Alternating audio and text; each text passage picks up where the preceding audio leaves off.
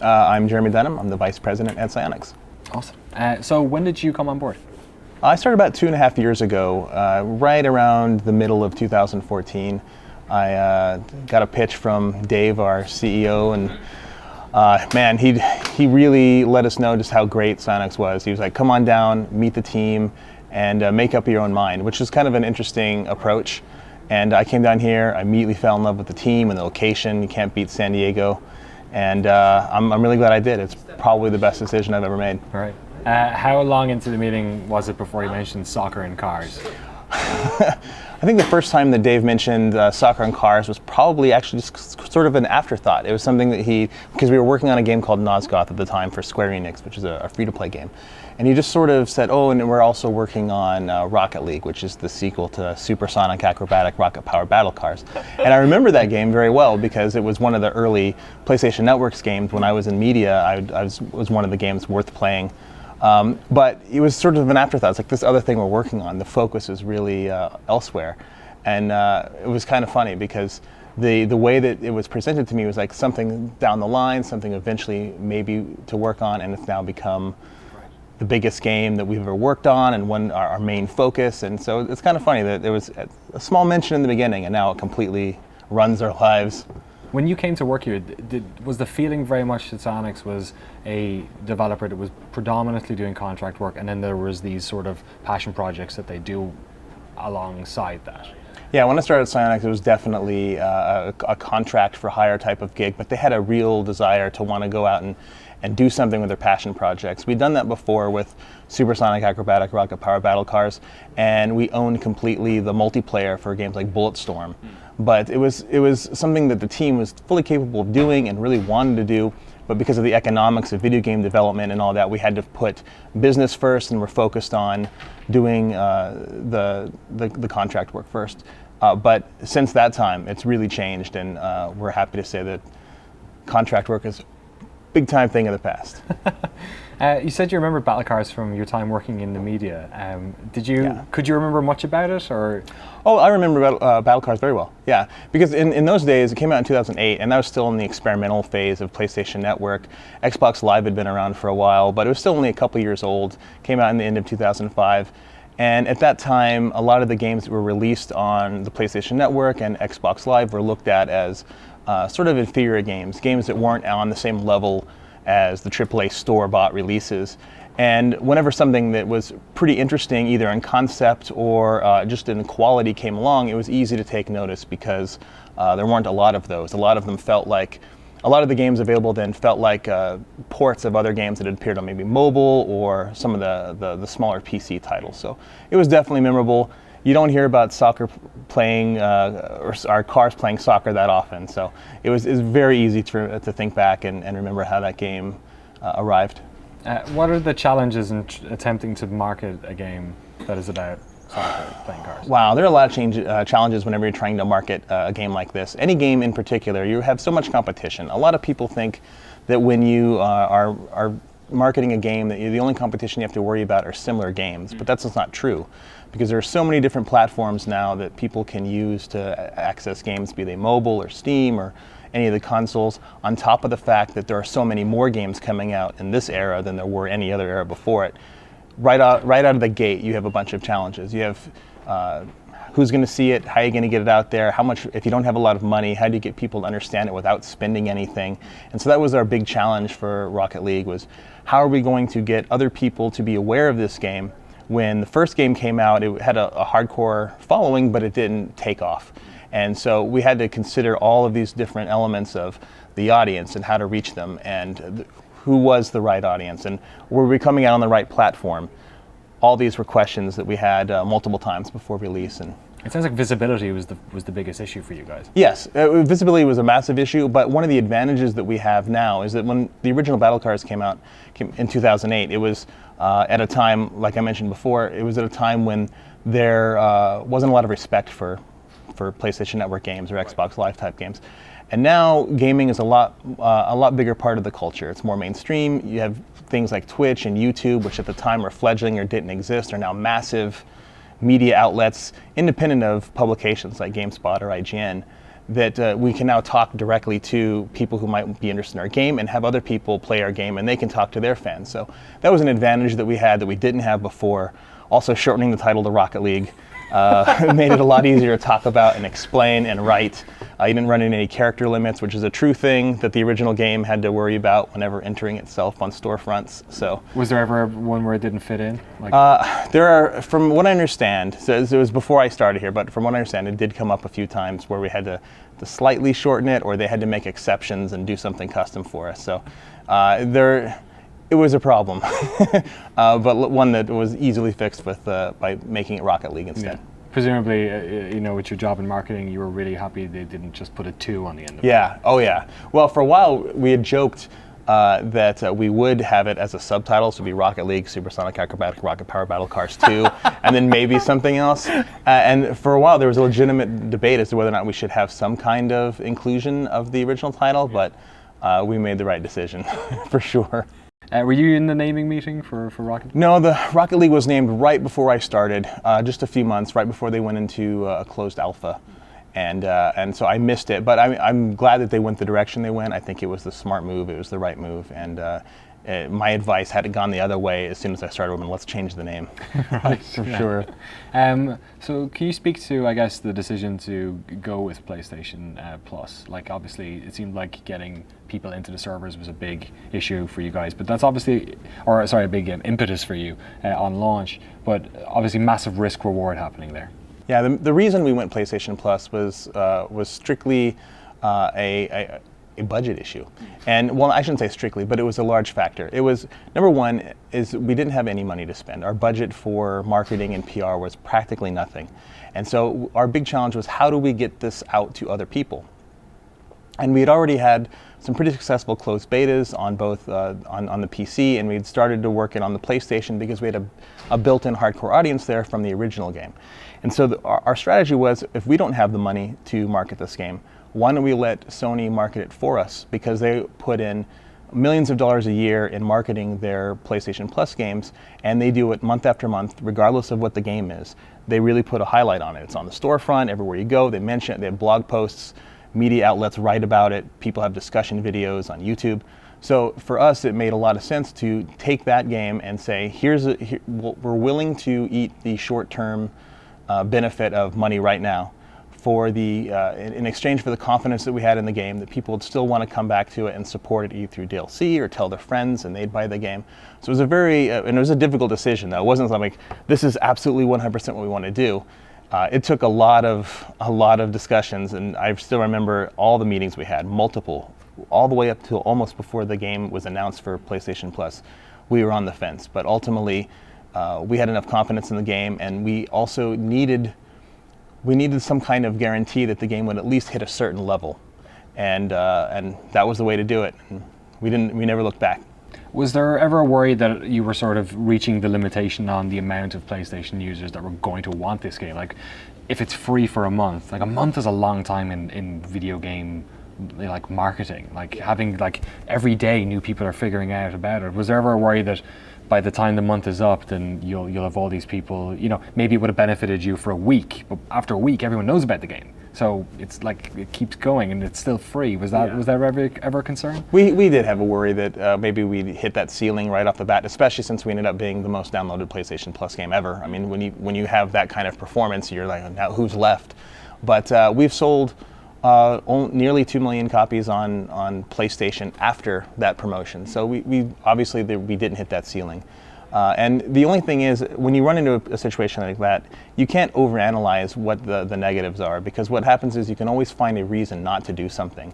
I would prefer, personally, giving it out to as many people as we did to, and letting word of mouth spread, and having this audience that can now support us long term through DLC and through other means, then send it out in the unknown, and now we have to rely on word of mouth only, but it's not free for anyone. No one has it. We have to hope that the smaller alpha audience was enough to get it going. Yeah. So for us, it's sort of like a lot of companies spend tens of millions, hundreds of $1 million in marketing dollars in order to get their games out there on TV and commercials and things like that. Our marketing spend was essentially to give up that money that we would have had we not given out for free, and use the quality of the game and the excitement of the players playing it to do our marketing for us on top of the PlayStation effort. So we think that that was worth it in the end. The game's done very well. We're approaching 8 million copies sold now. So we think lifetime, it was totally worth the gamble. What's the breakdown of the 8? Can you say that? Like Of the age of the players? No, the 8 million between the 3 platforms. Yeah, in terms of sales, it's definitely PC. PC's on top. I'd say that that's about half of those sales, and then the other half is split pretty close between Xbox and PlayStation, depending on the given week and what kind of promotion we're going.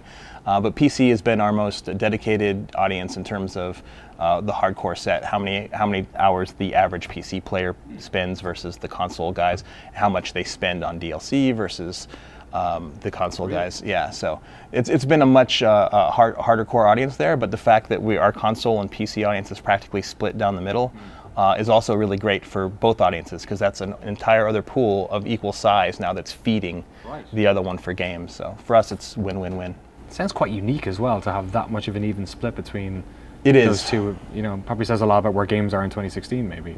I think it does. I think it does say a lot of where games are right now, because I think there's this misconception, especially if you're an older school gamer, that people are very, dedicated to the one console or one platform only and are really xenophobic when it comes to playing on other platforms. But I think since games are now more mainstream and there are so many avenues to which you can play something, I think that those barriers are kind of eroding a little bit, and now players just want to play the best games with their friends no matter what they have. And that's been part of our big push to try to make cross-network something that happens on all platforms, because we believe that's the future. We think that the true future of games is everyone sits down and their device is like their phone is now. It's just something, this is the phone I picked because I like the company, I like the service they provide, I like the reach that they have, I like the hardware they've created. But it doesn't matter if I buy a Samsung or an iPhone or whatever it is, or in this case a PlayStation, a PC, or an Xbox, I can still play Rocket League and my favorite game with all my other friends who have all these other platform choices as well. So we think that is the direction of video games. People just want to have fun and they don't want limitations. It seems like you guys are the sort of, a lot of other developers are looking to you to sort of get Sony over that line and to open up cross-console and multiplayer. I'd say that I don't know if developers are looking directly at us, but I definitely think that we're helping. Right. And it is something, it's one of those big challenges where you have a long-standing culture of an ecosystem of how games are supposed to work within a certain setup. And it's part of our job and the job of the community and gaming as a whole to really push us out of that and push us forward and get us to a point to where that's no longer the thinking. And we've never disillusioned ourselves to think this is something that just happens overnight. So we're in it for the long fight. And we hope that over time the extra pressure, especially from the fans, because that's really the key, is to have that pressure from people who play the games. That eventually we'll reach the point where all 3 platforms and eventually more can play against each other without having to worry about what service they're using or what hardware they're on.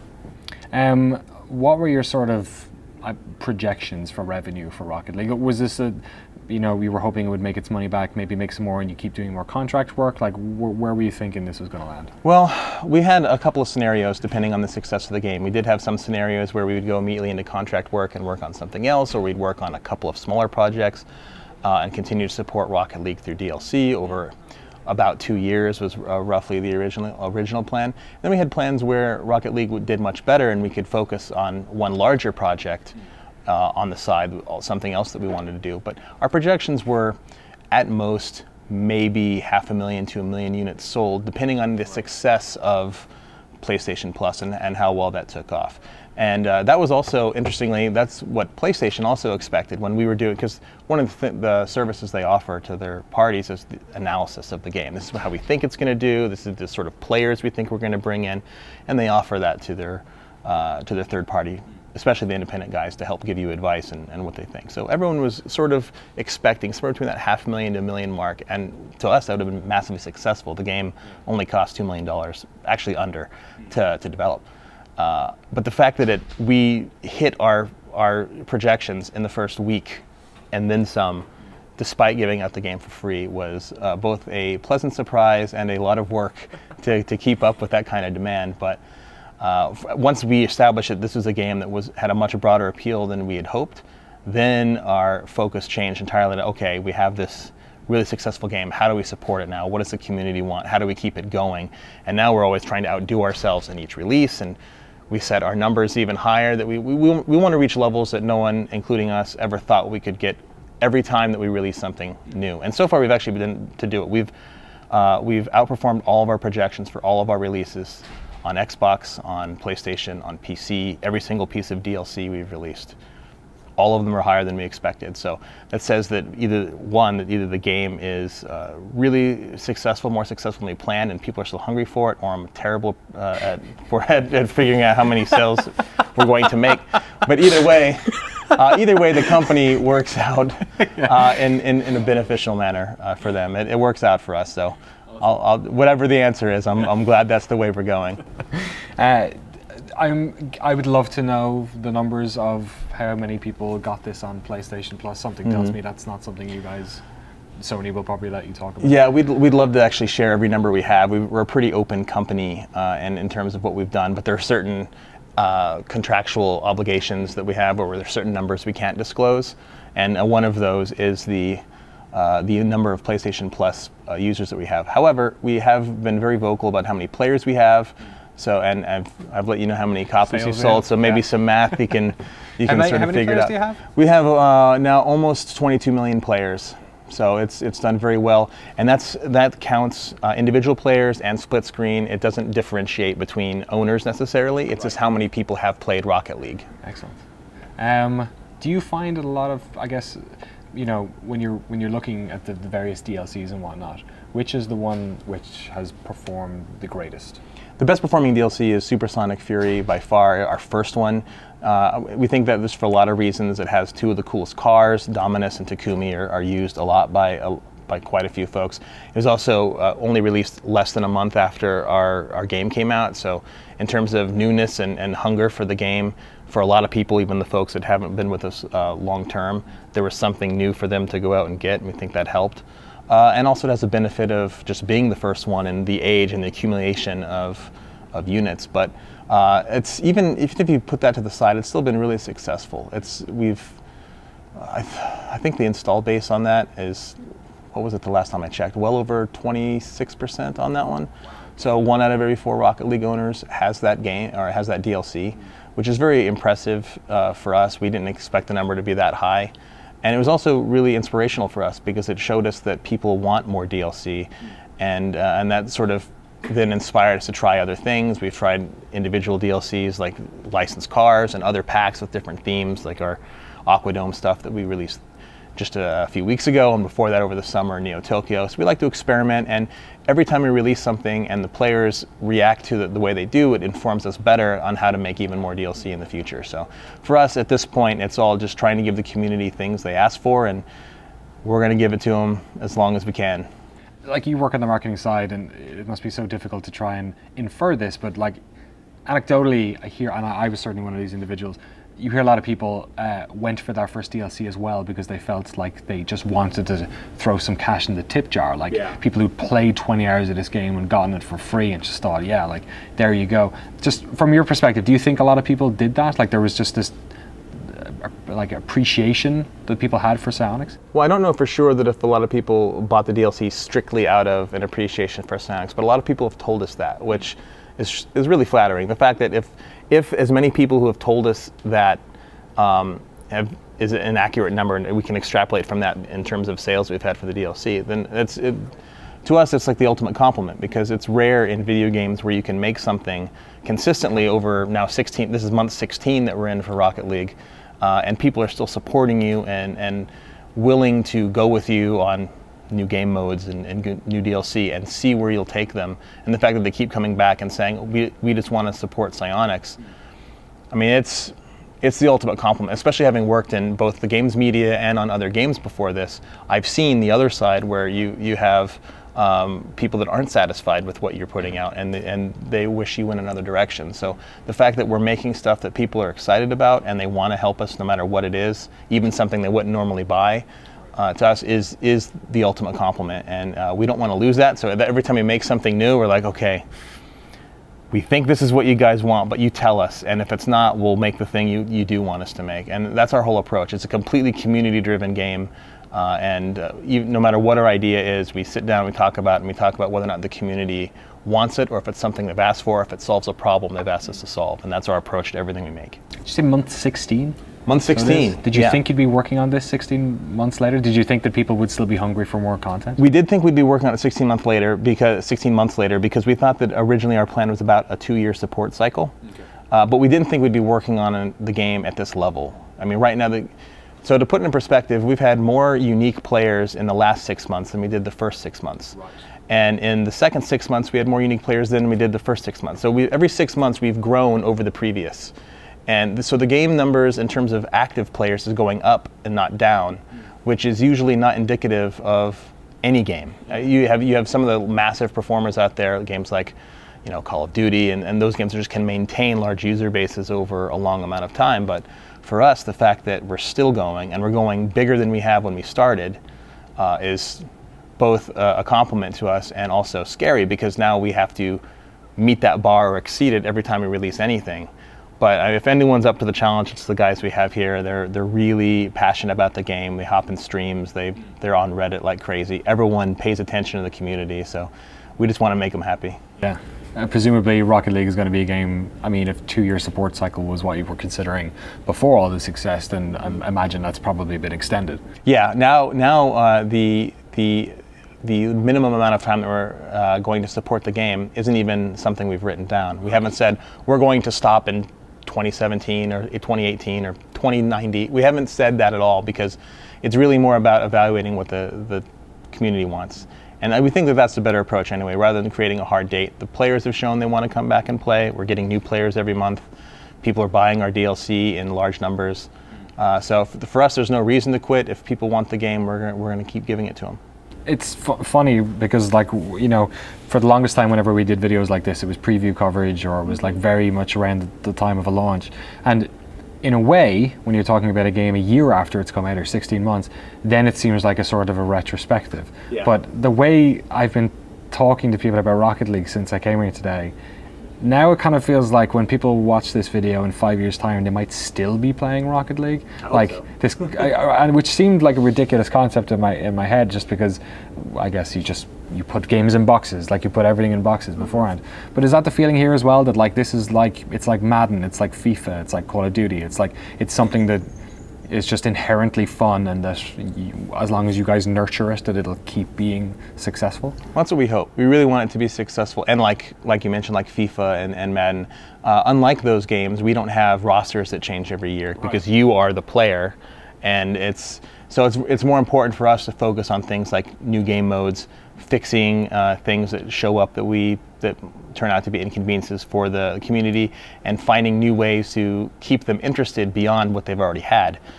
So for us, it's very much a live game, an active game in a series, but I think the biggest challenge for us is reacting quickly enough in terms of these community requests, to where they're not irrelevant by the time we release them.